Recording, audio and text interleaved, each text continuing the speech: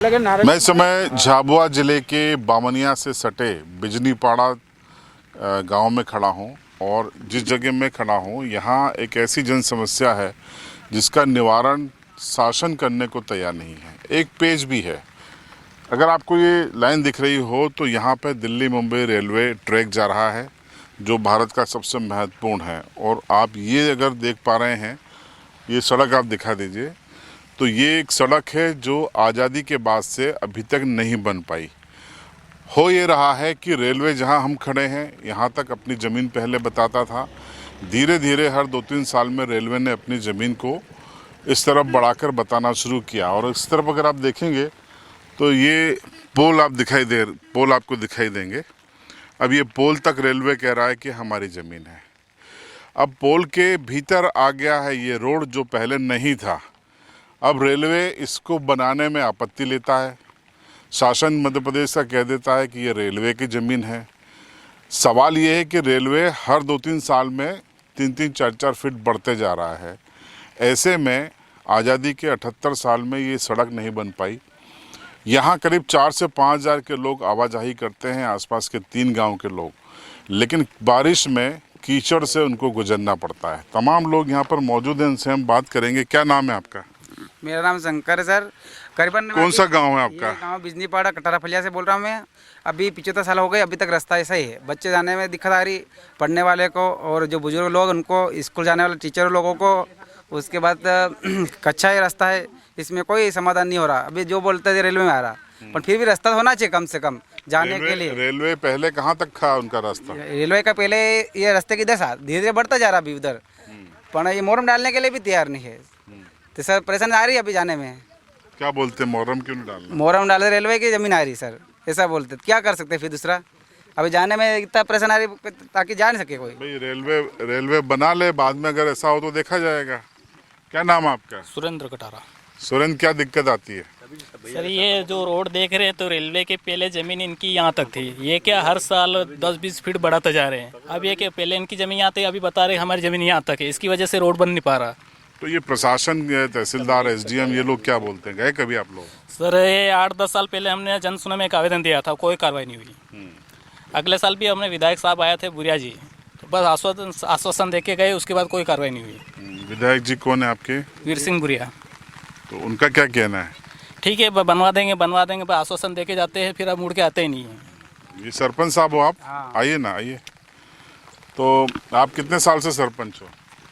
मैं अभी तो 3 साल हुआ, पहले था 15 साल, 3 सोना पहले देते। तो 15 साल पहले रेलवे कहाँ तक दावा करता था? ये यहाँ तक थी सब, अब बढ़ा दी है। हाँ अभी बढ़ता जा रही थे। तो अब सड़क भी उसने अपने अंडर में ले ली नहीं, पहले नहीं थी। पहले तो आई थी, रास्ते से आई थी। हमने पहले मोरम डाल कर बनाया था। अभी जाकर वहाँ खुटला रह दे, अभी मोरम डालवा ही नहीं दे। तो इसका सीमांकन वगैरह नहीं करवाया? करवाया तो पटवारी ना हमारे ही आवे, पटवारी लोग तक नहीं है। रेलवे तो माने नहीं गए, जहाँ तक है रेलवे ने खुट्टा डाला। रेलवे की मनमर्जी थोड़ी चलेगी, जनता की जमीन ऐसे थोड़ी जाएगी। ऊपर से कोई कार्रवाई हो, बारीकी से कोई जांच वे तो निराकरण वे सब। अच्छा, आपने कहीं बात की ऊपर की? थी, मैंने कई बार सांसद ने लेटर दिया, जिला पंचायत में भी दिया, पर कोई सुनवाई नहीं। कोई सुनवाई नहीं होती। दई आवा कहाँ देखते हैं, जाना कहाँ जाओ। क्या दिक्कत आती है रोड खराब होने से? और अभी तो लोग बड़ा परेशान है। बच्चे कैसे जाते हैं स्कूल? बड़ी परेशानी। तो कहाँ से गाड़ी? हाँ नहीं, बात करते हैं। आप बताओ क्या दिक्कत आ जाती है? दिक्कत यूँ आ रही कि किसी की डिलीवरी हो तो गाड़ी हमारे यहाँ नहीं आ रही, तो हम क्या करेंगे? क्या मना कर देते हैं वो? मना कर देते गाड़ी वाले। तो यहाँ रास्ता ऐसा आपके सामने दिख रहा, तो हम कैसे करेंगे यूँ? आपकी बात वाजिब है, लोग परेशान हो रहे हैं। परेशान तो हम काफ़ी परेशान हैं यूँ, कोई एक जैसा नहीं परेशान नहीं हूँ। आज मैं मान लो मेरे घर परेशान, कभी मान लो मेरे घर डिलीवरी है, तो कभी मान लो मैं गाड़ी बुलाऊंगा तो गाड़ी वाले तो खुद ही मना बोल देते हैं।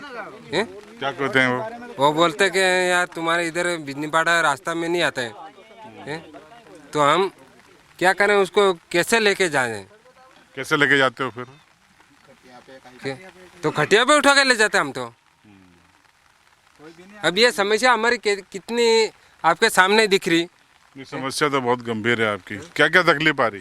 नमस्कार, मैं सिविल लाइफ को पहले आपको बहुत बहुत धन्यवाद देना चाहता हूँ। सर मेरा तो ये कहना है कि अभी जो प्रधानमंत्री में जुड़ा है वो तो उधर है, इधर तो नहीं होगा, यूँ कहना है इनका सबका। लेकिन अभी जो वर्तमान में देख रहे हैं, हमारा यही मांग है सबकी इसमें कि यहाँ मोहर्रम डाला जाए बस। सचिव को एक दिन लाए थे हम यहाँ, तो बोले कि मोहर्रम डालने का कोई अधिकार नहीं है हमारा, ऐसा कहना है सचिव का। सर सरपंच साहब, मोहर्रम डालना ये मांग कर रहे हैं, मोहर्रम नहीं डाल सकते क्या? तो ना बोल दिए सर, किसने ना बोला? वो हमारे जिला पंचायत सीओ साहब ने कि ऐसा प्रावधान में नहीं है, इसलिए मोहर्रम नहीं डाल सकते हो। कीचड़ में चलो। हाँ बोले कैसे में सकते हो? हाँ वही ये थे, अगर तुम लगा वो मोहर्रम डाल नहीं सकते हो। मीटिंग में ना बोल दिया उन्होंने, थान लाया था 2-4 दिन पहले। अब हम तो ये तैयार है डाल दा, हमारा ऑर्डर दे दो, हम तो कही दे, हम डाल दो, चालू कर दा। क्या एम्बुलेंस भी नहीं आ पाती?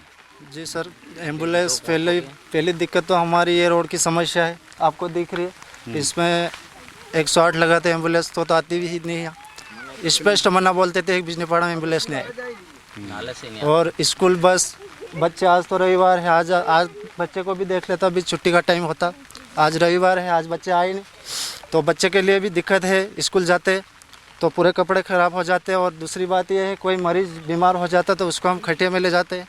तो ये क्या समस्या आखिर, इस समस्या का समाधान कब हो गए? अब ये रेलवे कह रहा है कि हमारी ज़मीन है, तो रेलवे को बना देना चाहिए जब तक कुछ नहीं हो। रेलवे कह रही कि ये हमारी ज़मीन है, तो हमारे बाप दादा मरे नहीं है, वो है, तो वो बोल रहे कि नहीं ये अपनी ज़मीन है, कोई मुआवजा नहीं दी। तो फिर ये रेलवे हर बार बढ़ाता जा रहा है। तो रेलवे की कहाँ से आई ये ज़मीन, इसकी जांच होनी चाहिए। बढ़िया बात। आप बताओ, कोई कोशिश हो रही है इसको ठीक करने की? अभी तक तो कुछ भी नहीं हो रहा है, कार्रवाई चल रही है, बाकी कोई आश्वासन देते हैं, बाकी निराकरण कोई भी नहीं हो रहा है। सुनवाई हाँ, नहीं हो रही। 2 बार विधायक साहब भी आ गए, लेकिन हाँ बोल के चले जाते हैं। समस्या देखिए गंभीर है, बारिश भी आ गई है। हम तो छाते से बच रहे हैं, लेकिन आज़ादी के 78 साल बाद भी ये लोग एक सड़क के लिए महरूम हैं, मोहताज हैं। रेलवे अपनी सीमा साल दर साल बढ़ाता जा रहा है। रेलवे को लाइफलाइन ऑफ इंडिया कहा जाता है, लेकिन यहाँ के लोगों की लाइफ रेलवे के लगातार आगे बढ़ने से कैसी हो गई है, आपने इन तस्वीरों में देखा, इनकी पीड़ा को सुना। अगर प्रसव के लिए 5000 लोगों के इलाके में गाड़ी नहीं आ रही है, एम्बुलेंस नहीं आ रही है, बच्चे पढ़ाई के लिए संघर्ष कर रहे हैं, किसान संघर्ष कर रहे हैं खाद बीज लाने ले जाने के लिए, तो फिर सवाल तो खड़ा होता है कि सरकारें आखिर किसके लिए हैं, चाहे केंद्र की हो या राज्य की। समस्या के समाधान के लिए क्या प्रयास किए जा रहे हैं, ये एक बड़ा सवाल है। और ग्रामीणों की परेशानी के लिए जनप्रतिनिधि धरने पे कब बैठेंगे, ये भी बड़ा सवाल है। जिम्मेदारों से सवाल कब पूछेंगे, ये भी बड़ा सवाल है। जिम्मेदार सिर्फ बयानबाजी करेंगे या ज़मीन पर आकर देख के समस्या का निराकरण करने की कोई कोशिश करेंगे। कई सवाल हैं जिसके जवाब लोकतंत्र में आने चाहिए, लेकिन अफसोस के नहीं आते। आप बताइए क्या होना चाहिए। देखते रहिए सीबी लाइव।